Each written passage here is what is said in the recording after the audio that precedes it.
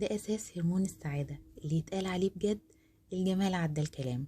فين محبين الشوكولاتة؟ مفيش حد بيحب الشوكولاتة غير لازم هيكون بيحب المولتن كيك، وهي أول حاجة بتيجي في بالنا لو احنا قاعدين في كافيه وعاوزين حاجة حلوة. أول حاجة بتيجي في بالنا على طول المولتن كيك. شايفين بقى اللحظة دي؟ كلنا بنجيبها علشان اللحظة دي، لحظة الشوكولاتة والشكل التحفة ده. هحضر معاكم المولتن كيك النهاردة بالطريقة الأصلية اللي مهما عملنا ليها بدايل مش هتطلع بالطعم والنتيجة الأصلية بتاعتها. بس أهم حاجة نمشي على المقادير بالظبط. معايا 160 جرام من الشوكولاتة، أي نوع شوكولاتة تحبوه. 110 جرام زبدة، 3 بيضات في درجة حرارة المطبخ، معلقتين كبار سكر بودرة، و3 معالق من الدقيق الأبيض. أول حاجة هنسيح الزبدة على النار في حلة أو في طاسة، أحط فيها الزبدة وهرفعها على النار لحد لما تسيح. بس أهم حاجة إن النار تكون هادية علشان الزبدة ما تتحرقش وطعمها يغير.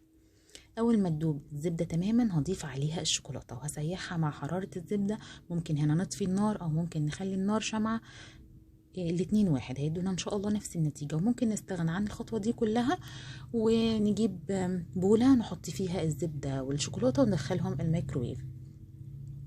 بعد ما سيحنا الشوكولاتة في الزبدة هسيبها على جنب تهدى بس شوية، وفي بولة تانية هضيف فيها الثلاث بيضات وعليهم معلقة من الفانيليا السايلة والسكر البودرة، معلقتين كبار سكر بودرة. لو حابينها مسكرة زيادة زودوا السكر كمان معلقة، بس هنا سكرها بيكون مظبوط جدا ودي ميزتها لما تعملوها في البيت.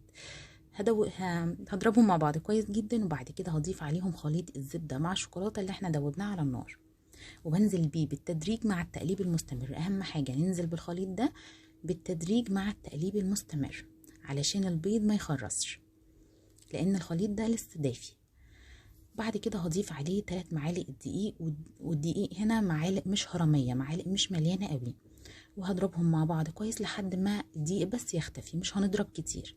وهوريكم دلوقتي القوام المطلوب بيكون عامل ازاي. شايفين خط كده خفيف بس ما بيقطعش، القوام بيكون خفيف زي كده والخط ده ما بيقطعش. هجيب دلوقتي قوالب البريوش، الواحد منهم مقاس 14، هبطنهم كويس جدا بالسمنة، مش اكتر من كده، مش هضيف لا دقيق ولا كاكاو، هي سمنة وبس.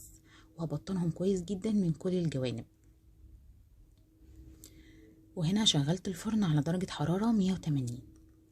لازم يكون الفرن سخن قبل ما ندخل المولتن كيك، نشغله قبلها حوالي ب10 دقايق. وهبتدي اوزع خليط المولتن كيك على القالبين دول. عايزه اقول لكم تكلفه الموضوع ده كله هتبقى اقل من واحده مولتن كيك واحده نطلبها من بره، والواحده من دول هو ده المقاس العادي اللي بنطلبه في اي كافيه. بعد ما وزعت الخليط كويس جدا هخبطه كده خبطتين، هخبط القوالب خبطتين قبل ما ادخلهم الفرن. طب لو مش متوفر قوالب البريوش دي تقدروا تستخدموا صينيه الكب كيك العاديه. دخلتهم الفرن رف اوسط على درجه حراره 180، مشغله الفرن من تحت بس، هتقعد من 10 دقايق لربع ساعه، ويكون قلبها لسه بيتحرك بيتهز ما نشفتش تماما. هنا بقى الفرق ما بين ان احنا نقلبها وهي سخنه وما بين ان احنا نستنى اما تهدى شويه. هنا قلبتها وهي سخنه طبعا انهارت. شايفين الشوكولاته تحفه، طعمها فظيع. لما بتكون سخنه كمان بيكون طعمها روعه.